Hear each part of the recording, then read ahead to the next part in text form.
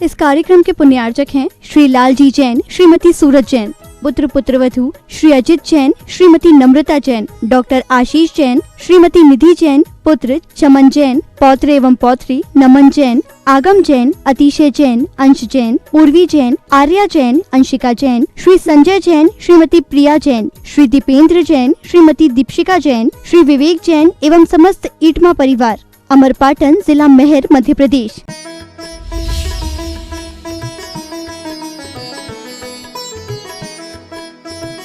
संत शिरोमणि कोई उपाधि नहीं है, जन भावनाओं का अपने श्रद्धेय के प्रति संबोधन है। पंच परमेष्टियों के मध्यम पद पर आसीन, वर्तमान के वर्धमान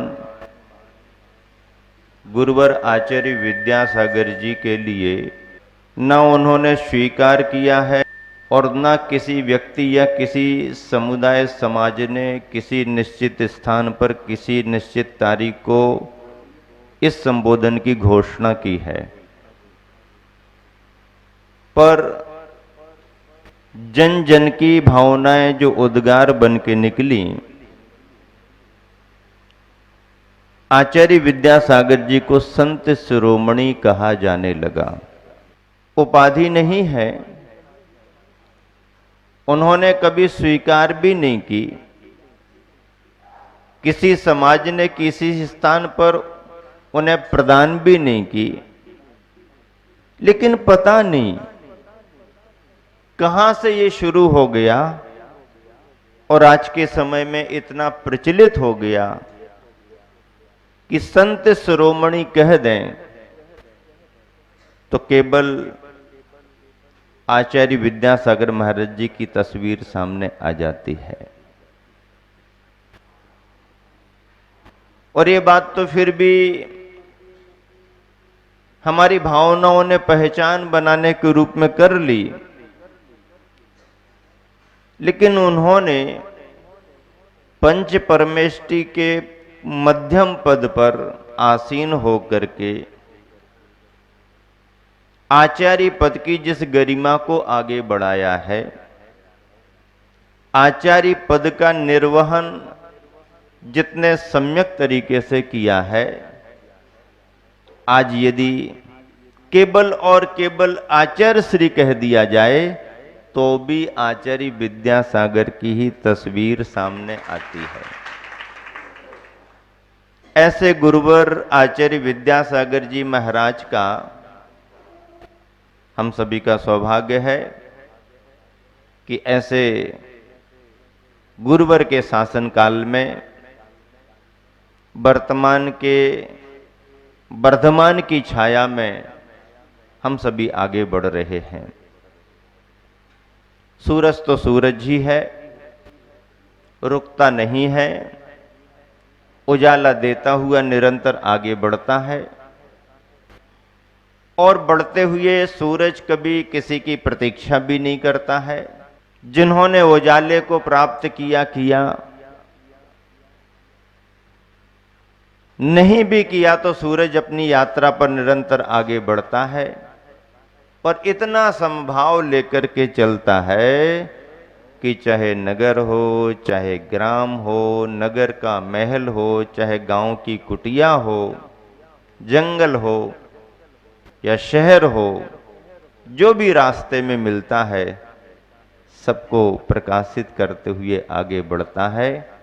गुरुवर का स्वभाव भी ऐसा ही देखने में आता है और ऐसे महान गुरुवर के बारे में सभी को जानकारियां मिल रही हैं, साहित्य के माध्यम से, चर्चाओं के माध्यम से, मुनि संघों के द्वारा, आरिका संघों के द्वारा, त्यागी व्रतियों के द्वारा, श्रद्धालु श्रेष्ठी विद्वानों के द्वारा निरंतर चर्चाएं एक दूसरे को ज्ञात हो रही हैं।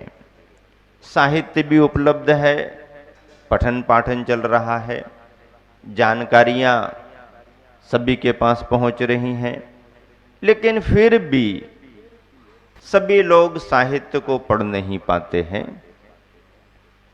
सभी लोग सानिध्य का लाभ भी नहीं ले पाते हैं।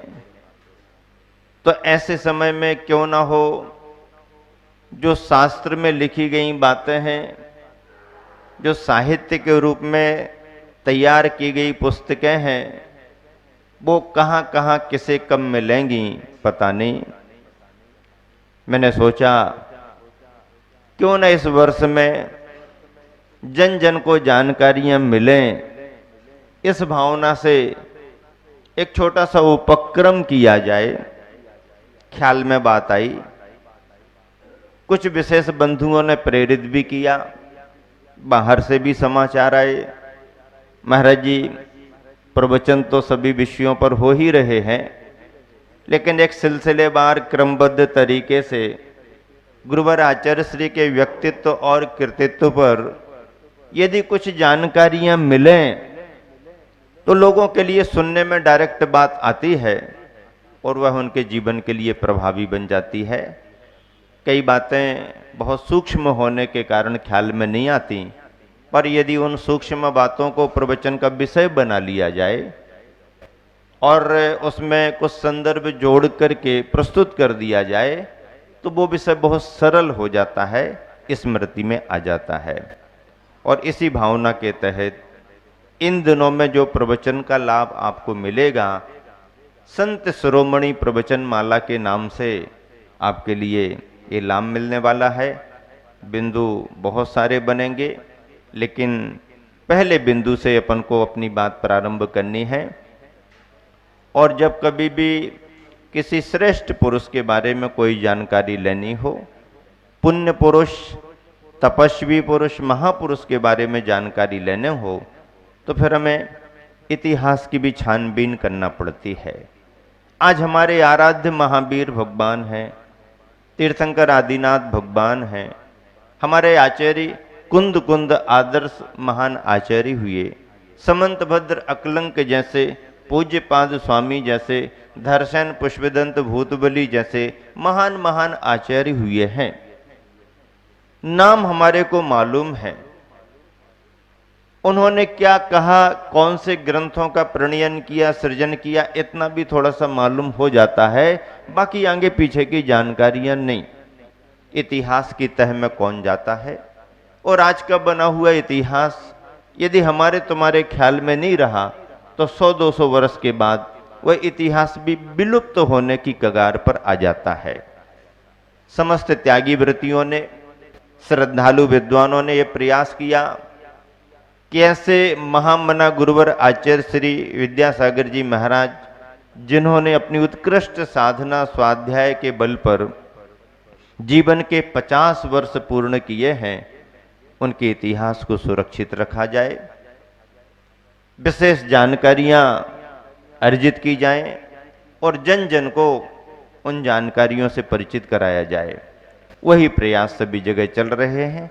उसी प्रयास की कड़ी में आपने पिछले दिनों में किसी ने सुना होगा, किसी ने देखा होगा, एक मूवी फिल्म भी आप सबके बीच में आ गई, जिसको देख करके लोगों को चलचित्र के रूप में जानकारी मिली कि आचार्य श्री का जीवन, उनका व्यक्तित्व कैसे तैयार हुआ और उन्होंने देश दुनिया के लिए क्या क्या दिया है। ऐसे गुरुवर के चरित्र के लिए, जीवन के लिए आपने एक चलचित्र के माध्यम से देखा।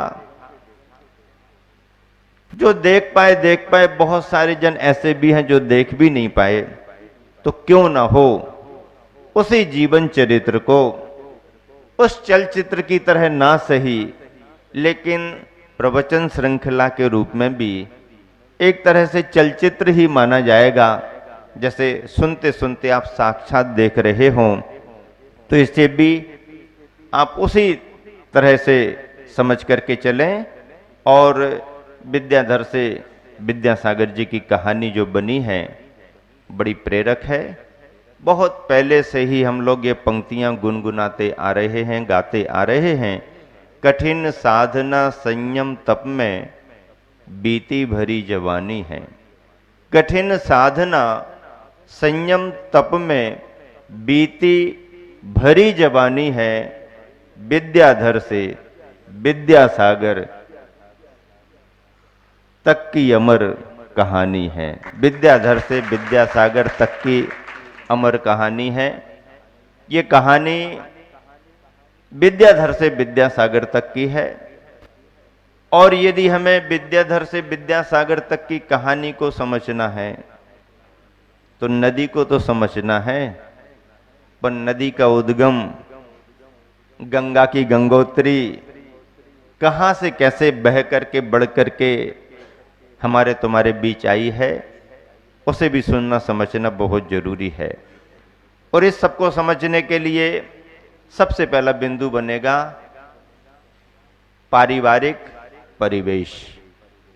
पारिवारिक परिवेश यानी वातावरण क्या था उनका। और पारिवारिक परिवेश को समझने के लिए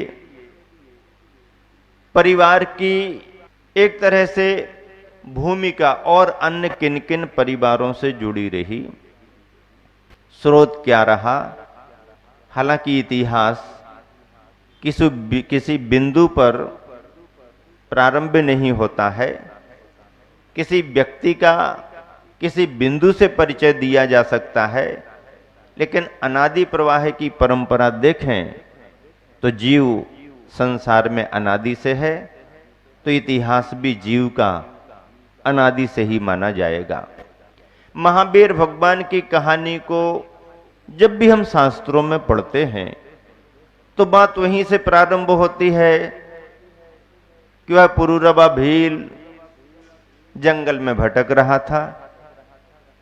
सागर सेन महाराज जी मिल गए और फिर जो भी कथा कथन बना आज हम महावीर पुराण के रूप में, वर्धमान चरित के रूप में समझ लेते हैं।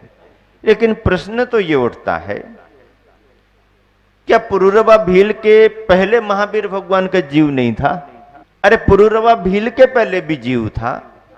जीव रहा है तो उसका शरीर भी रहा होगा, शरीर रहा होगा तो उसके संबंधी भी रहे होंगे, उसके परिवारीजन भी रहे होंगे। फिर वो कहानी कहां गई? कहानी जहां से शुरू हुई है वहां से ही हमारे लिए संदर्भ प्रेरक हैं। फिर तो भगवान के ज्ञान का विषय, फिर भगवान के ज्ञान के विषय में जीव अनादि से है तो अनादि ही परंपरा दिखेगी। भगवान का ज्ञान भी आदि स्रोत आदि पॉइंट नहीं पकड़ पाएगा। निर्वाण हो गया, महावीर मोक्ष चले गए, यहां तो कहानी पूर्ण हो सकती, लेकिन उन्होंने चलना कब से शुरू किया? महावीर की कथा में पुरूरवा भील से चलना शुरू किया। महावीर की कथा के पहले कहां से चलना शुरू किया तो हमारे तुम्हारे को कोई जानकारी नहीं। गुरुवर आचार्य विद्यासागर जी महाराज के संदर्भों को समझें तो यह भव्यात्मा का जीव भी आज तक वर्तमान की पर्याय तक अनादि से ही भव भवांतरों से आया हुआ है। वर्तमान का इनका जीवन कहां से जुड़ा? आपको भारत का दक्षिण भाग याद आएगा, दक्षिण भाग में कर्नाटक याद आएगा, कर्नाटक में बेलगांव जिला याद आएगा, बेलगांव जिले में सदलगा ग्राम याद आएगा। तो क्या सदलगा के पहले पूर्वज कहां से आए होंगे? क्या मूल निवासी सदलगा के ही रहे, कर्नाटक के ही मूल निवासी रहे?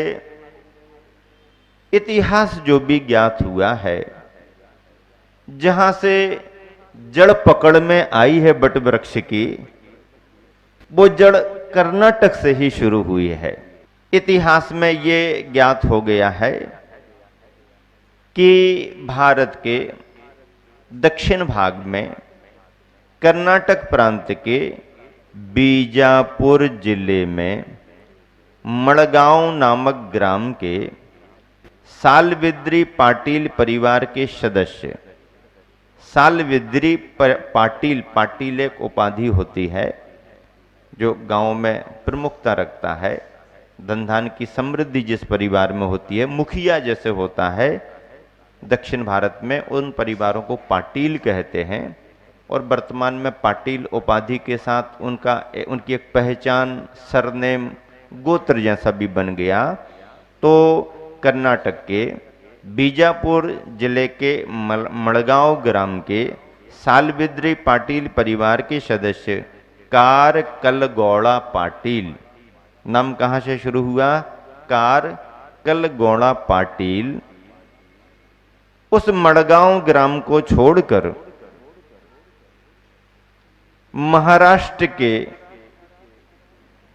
महाराष्ट्र प्रांत के सांगली जिला के आष्टा नामक ग्राम में आकर के बस गए। कर्नाटक से महाराष्ट्र की ओर आ गए पूर्वज। सांगली जिले में आष्टा ग्राम में आकर के बसे।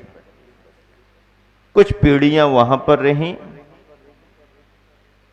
फिर उनमें से सदस्य आष्टा ग्राम को छोड़ करके वर्तमान के कर्नाटक के बेलगांव जिले के सदलगा ग्राम में आकर के बसे। लगभग 3 पीढ़ियां सदलगा ग्राम में रहीं। अष्टगे क्यों कहा जाने लगा? जब इस विषय पर छानबीन हुई तो मूल में तो पाटिल परिवार से ही आए हुए सदस्य थे। सांगली में किसी सदस्य को चौगले परिवार ने गोद ले लिया तो गोत्र उनका चौगले हो गया। सांगली के आष्टा ग्राम में रहते रहते तक चौगले के नाम से जाने जाते थे और आष्टा ग्राम छोड़ करके जब कर्नाटक के बेलगांव डिस्ट्रिक्ट के सदलगा ग्राम में आकर के बसे तो फिर आष्टा ग्राम से आने के कारण पहचान के रूप में उस परिवार को अष्टगे कहा जाने लगा।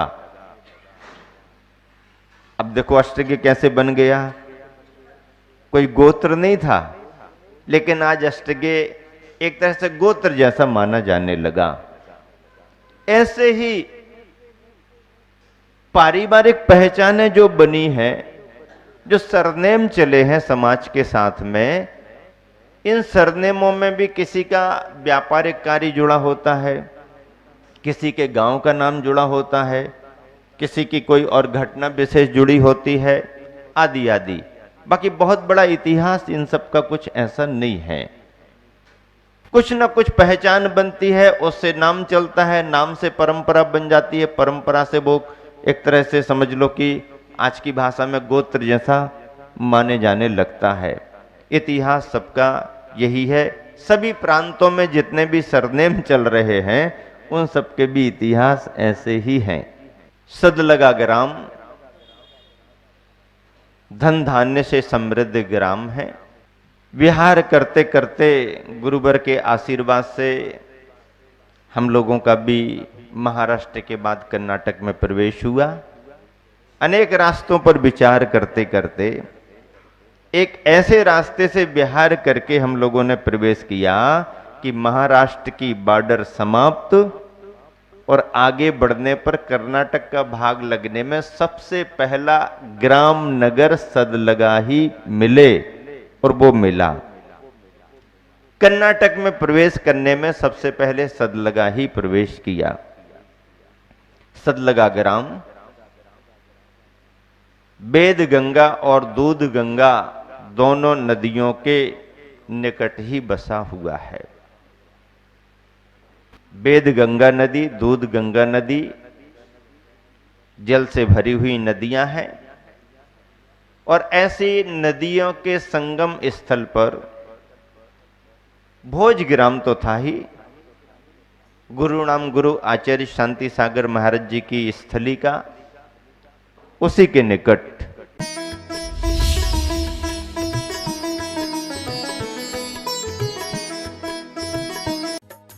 इस कार्यक्रम के पुण्यार्चक थे श्री लालजी जैन, श्रीमती सूरज जैन, पुत्र पुत्रवधू श्री अजित जैन, श्रीमती नम्रता जैन, डॉक्टर आशीष जैन, श्रीमती निधि जैन, पुत्र चमन जैन, पौत्र एवं पौत्री नमन जैन, आगम जैन, अतिशय जैन, अंश जैन, पूर्वी जैन, आर्या जैन, अंशिका जैन, श्री संजय जैन, श्रीमती प्रिया जैन, श्री दीपेंद्र जैन, श्रीमती दीपशिका जैन, श्री विवेक जैन एवं समस्त ईटमा परिवार, अमरपाटन, जिला मेहर, मध्य प्रदेश।